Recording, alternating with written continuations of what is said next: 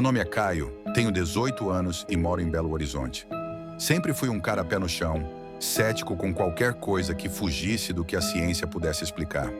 Mas depois do que aconteceu em outubro do ano passado, minha visão sobre o mundo mudou completamente. Naquela época, meu avô, o seu Geraldo, faleceu.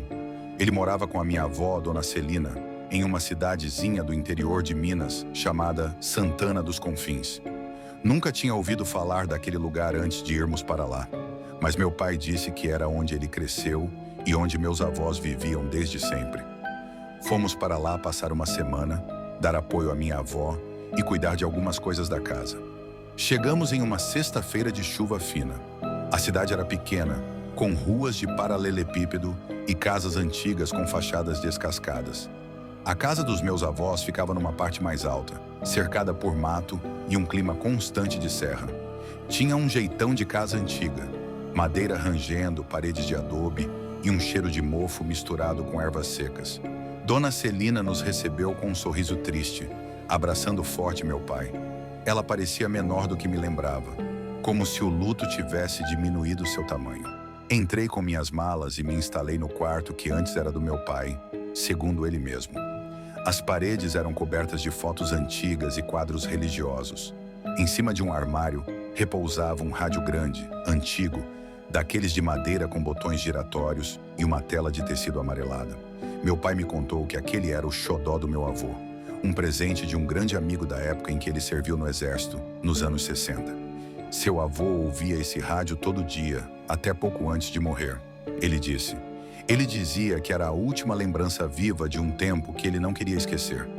A primeira noite foi tranquila. Estávamos todos cansados da viagem e dormimos cedo. Mas na segunda madrugada, algo estranhamente perturbador aconteceu. Acordei por volta das 2 horas da manhã com um som baixo vindo do rádio. No início pensei que estivesse sonhando, mas logo percebi que o som era real. Era um chiado, daqueles que a gente ouve quando uma frequência de rádio está fora do ar, mas com uma intermitência estranha, como se algo estivesse tentando atravessar aquele barulho. Levantei da cama, acendi o abajur e fui até o rádio. Estava desligado, literalmente. O botão de liga-desliga estava na posição off. Mesmo assim, o som continuava. Fiquei olhando aquilo por alguns segundos, tentando entender o que estava acontecendo.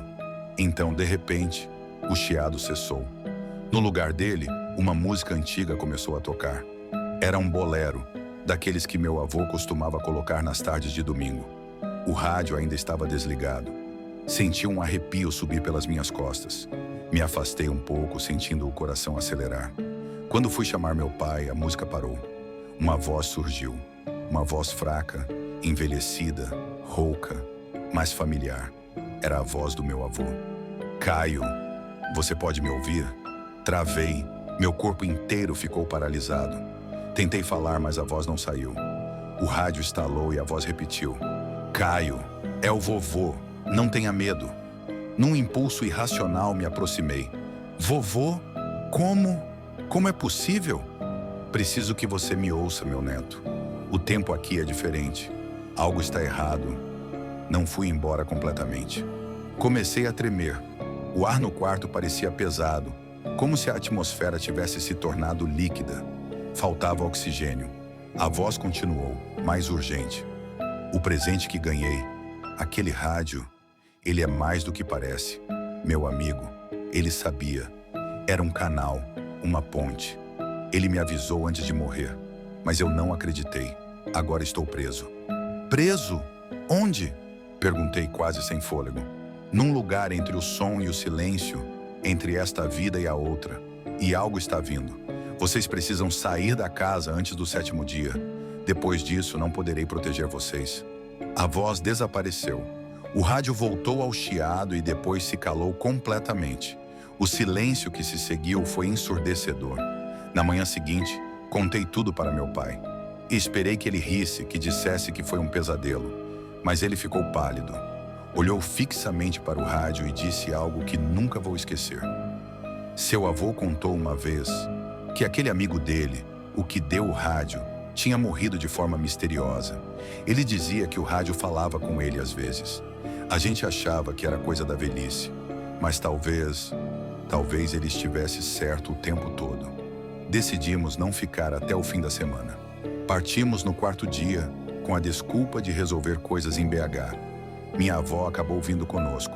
Deixamos a casa fechada e meu pai levou o rádio, trancando-o no sótão de casa. Desde então, ninguém mais ouviu o rádio tocar. Mas às vezes, à noite, eu sonho com meu avô. Ele está num lugar estranho, cercado por vozes e sons distorcidos. Ele tenta falar comigo, mas o som não sai. Só vejo seus lábios se movendo. E então sempre acordo com um leve chiado vindo do sótão.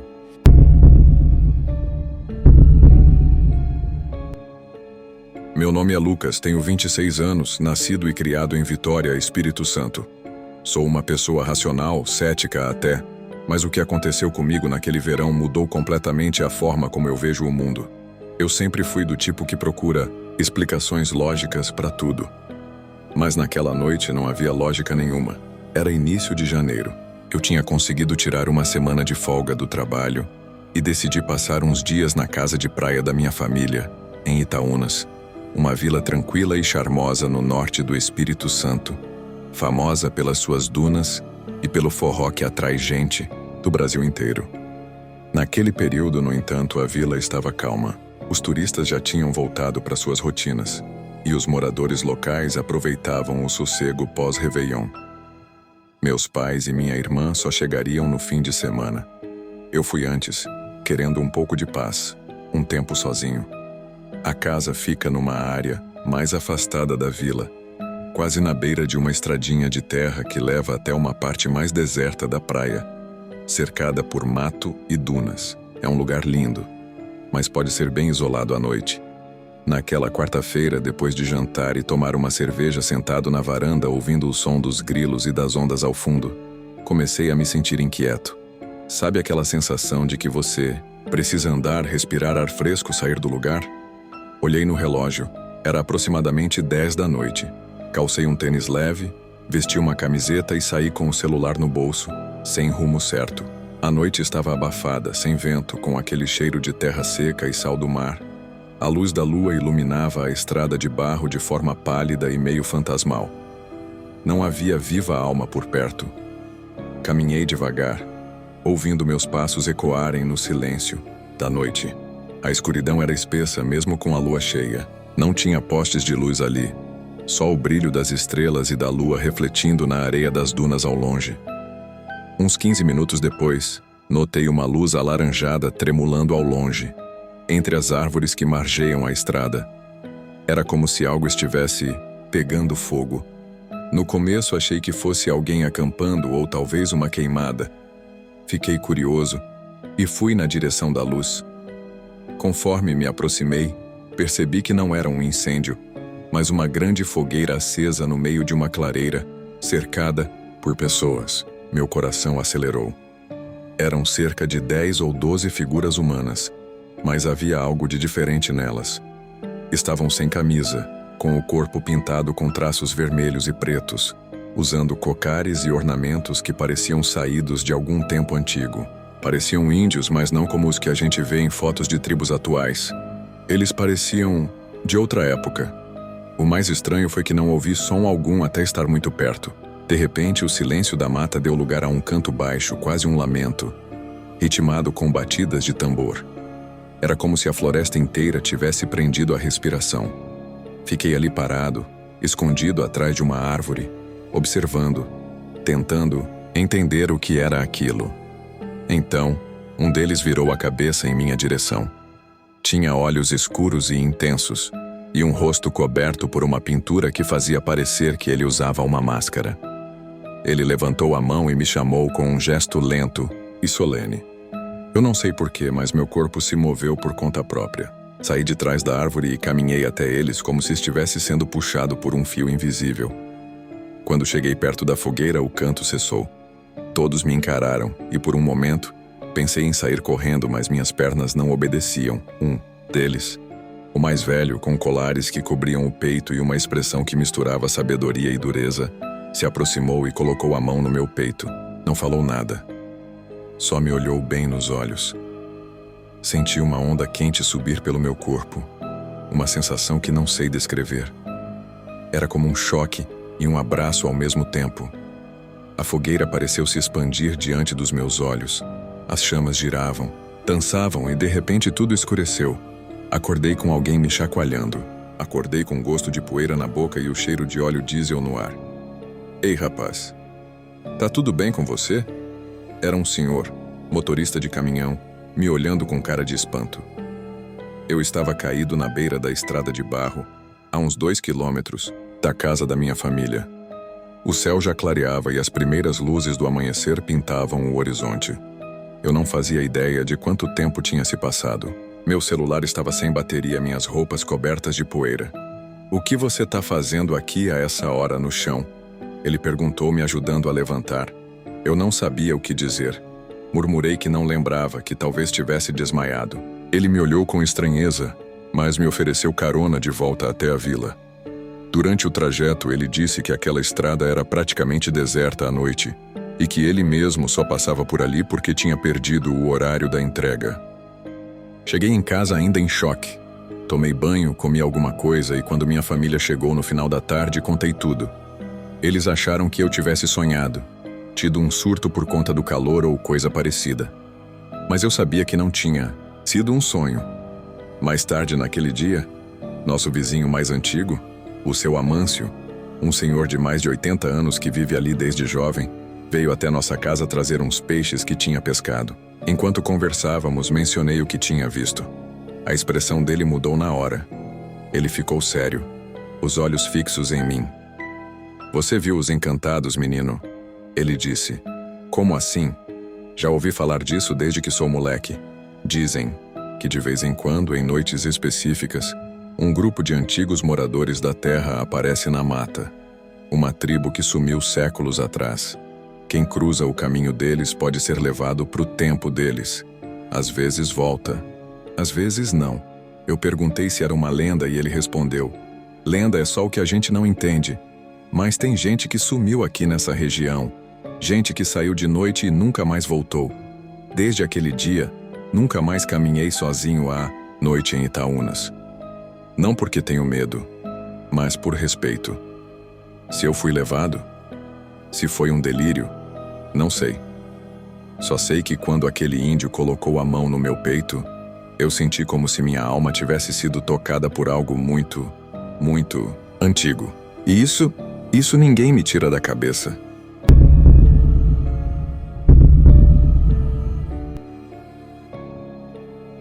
Meu nome é Caio Melo, tenho 34 anos e moro em Ouro Preto, Minas Gerais. Trabalho como restaurador de móveis antigos. Desde pequeno, herdei do meu avô o fascínio por madeira, por peças que carregam histórias, marcas do tempo. Algumas pessoas colecionam selos, outras álbuns de fotos. Eu coleciono rangidos, cheiro de verniz e poeira centenária. Minha oficina fica nos fundos da minha casa colonial, onde moro sozinho desde que meus pais faleceram. É um lugar silencioso, exceto pelo som das ferramentas e de vez em quando por algum cliente que aparece trazendo uma cadeira torta, um baú com cupim ou uma mesa com a alma rachada. Na segunda-feira, 4 de março, fui acordado às 6h em ponto, por uma batida seca no portão de ferro. Estranhei, nunca recebo visitas tão cedo. Quando abri, encontrei um senhor magro, alto, vestindo um terno cinza antigo, amassado com cheiro de naftalina. O rosto era enrugado, mas os olhos tinham uma tristeza funda, quase líquida. Ele se apresentou com uma voz pausada. Bom dia. Meu nome é Alencar. Preciso de seus serviços. Tenho uma cadeira de balanço que pertenceu à minha esposa. Quebrou faz alguns anos, mas gostaria que fosse restaurada. Ela gostava muito dela. A educação dele me comoveu. Convidei-o para entrar e ele, com dificuldade, puxou um cobertor que cobria uma cadeira muito antiga. Madeira nobre, talvez jacarandá, mas maltratada. A estrutura estava boa, mas o encosto partido em 2 e o assento completamente afundado. Isso aqui é um tesouro, seu Alencar, comentei passando a mão pela curva do braço da cadeira. Vai ser um prazer restaurá-la, ele sorriu. Um sorriso breve, mas aliviado. Deixou o pagamento adiantado, dinheiro vivo, notas velhas, algumas até fora de circulação. Recusei no começo, mas ele insistiu com um olhar tão pesado que aceitei, mais por respeito do que por valor. Nos dias seguintes, trabalhei na cadeira com mais dedicação do que o normal. Havia algo nela. Algo que me fazia querer terminá-la logo, não por obrigação, mas por necessidade. Enquanto lustrava a madeira ou trocava as palhas do assento, era como se alguém estivesse me observando em silêncio. Na quarta-feira à noite, enquanto lixava os detalhes do encosto, ouvi um barulho vindo da sala da frente. Era o som de passos leves, como se alguém estivesse caminhando de meias. Fui até lá, mas não encontrei nada, nem sinal de arrombamento. Voltei para a oficina inquieto.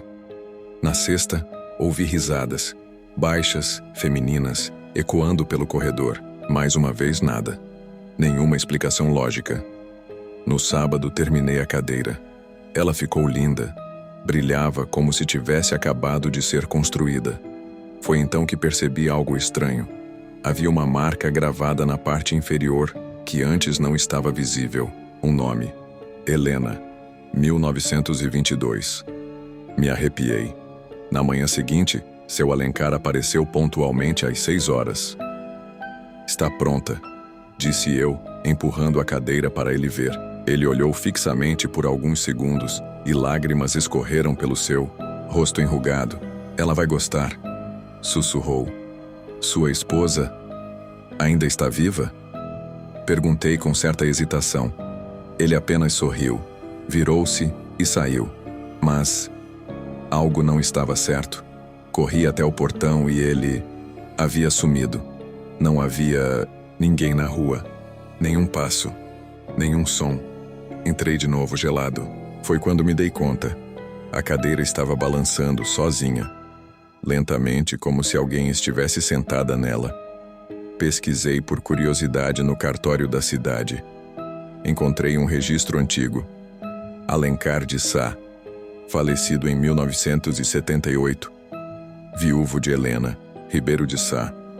Ele morou até morrer na casa onde hoje fica um terreno abandonado 2 ruas acima da minha. Nos dias seguintes deixei a cadeira na sala. De noite, ouvia o ranger suave da madeira, o som do balanço e uma voz feminina cantarolando baixinho. Era uma canção de ninar. Na 7ª noite, tudo silenciou. Nenhum som. Nenhuma presença. A cadeira estava imóvel, mas exalava um perfume suave de lavanda. Sonhei naquela noite com Alencar e Helena, sentados juntos na cadeira, olhando pela janela. Ele me acenou e disse: "Obrigado. Agora podemos descansar." No dia seguinte, levei a cadeira até a praça central e a deixei sob a árvore mais antiga da cidade. Desde então, ninguém mais me procurou às 6 da manhã. Nenhum som estranho, nenhuma voz. Mas toda vez que passo por aquela árvore, vejo a cadeira ali, intocada. Ninguém ousa sentar. E às vezes, bem no fim da tarde, juro que ela ainda se balança, sozinha.